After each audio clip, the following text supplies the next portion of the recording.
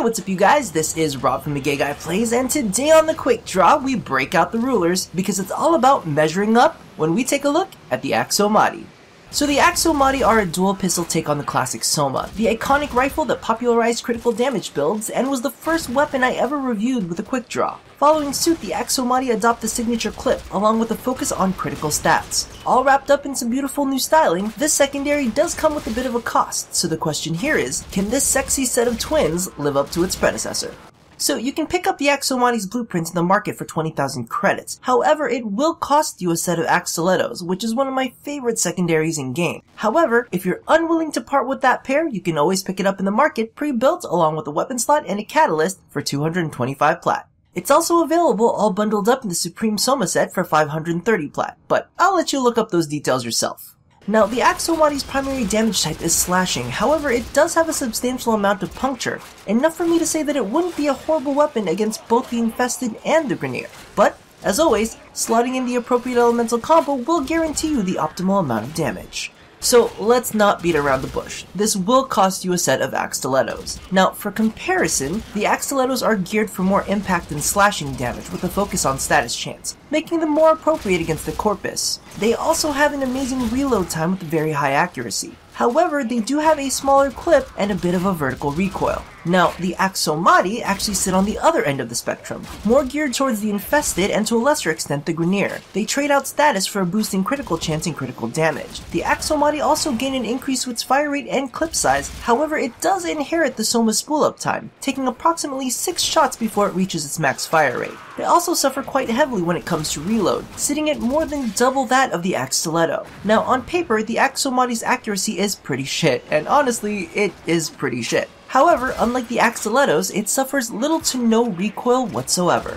Now as for its Soma-ness, while the Aksomati does focus on critical damage, it's definitely not on the same level. While its critical chance is quite respectable for a secondary weapon, it definitely doesn't top the charts. With the max pistol gambit, it only sits at a 44% critical chance, and even forcing it further with a creeping bullseye only brings it up to 53%. However, it does share the Soma's base critical multiplier, but this brings up another issue. See, the thing is, secondary weapons specialize in fire rate and multi-shot, and don't have access to the critical focused mod that bows and rifles have access to, meaning that while it does share the same stats, it doesn't have the same mod support. Now, don't get me wrong, the critical damage on this thing is sweet, just not Soma level sweet. With a single crit mod, the base burst DPS sits at 418 points of damage, which puts it towards the higher end of the automatic secondaries, and that doesn't even factor in adding in a crit multiplier mod. Now, speaking of critical differences, can we talk?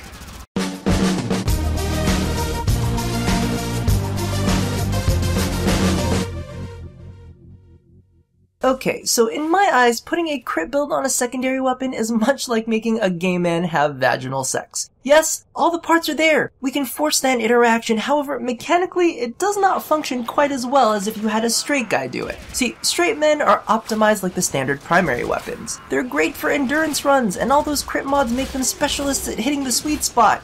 Hopefully. Maybe. Occasionally? Gay men, on the other hand, are much more like secondaries. It's all about how hard we can unload, how fast we can unload, and how quickly we can reload for another round. You see, it's all about that load. And as for lesbians, I find them to be much like shotguns. I got a good idea of how it works. People, tell me they're fantastic. That's great. However, I definitely haven't had too much interest in researching that specific area of weaponry for myself. Now, in order to wash my mind clean of vaginas, let's get back to the Quick Draw. So all in all, I do have to say that I quite like the Aksomati. While it isn't the most accurate at long range, at mid-range it's quite nice to have a weapon that doesn't kick like a donkey. While it lacks stopping power, it does have some really nice burst DPS, and is great for whittling down a crowd. Until you have to wait on its reload, or it runs out of ammo, which shouldn't be surprising to those who enjoy fully automatic secondaries, since it is a low damage high fire rate weapon. So for longer runs, pack a couple ammo pizzas or toss on an ammo mutation. In addition, it does come with an innate dash polarity, which is great for said ammo mutation, or a pure damage elemental mod, since this thing is running with a very low base status chance. Now, while frankly, there are bigger and better secondaries, I must admit that unloading with the Aksomati has definitely been a pleasure. So thank you all for watching another episode of The Quick Draw. If you missed it, check out my review on the Soma Prime. And for a laugh, my quick draw on the classic Soma. Now, don't forget to do all the things that I ask you to do at the end of every one of these. And as always, stay tuned while we whip out the measuring tape and compare each other's weapons here at A Gay Guy Plays. Okay, DE, I have stood behind you and your creative freedom, but word to the wise.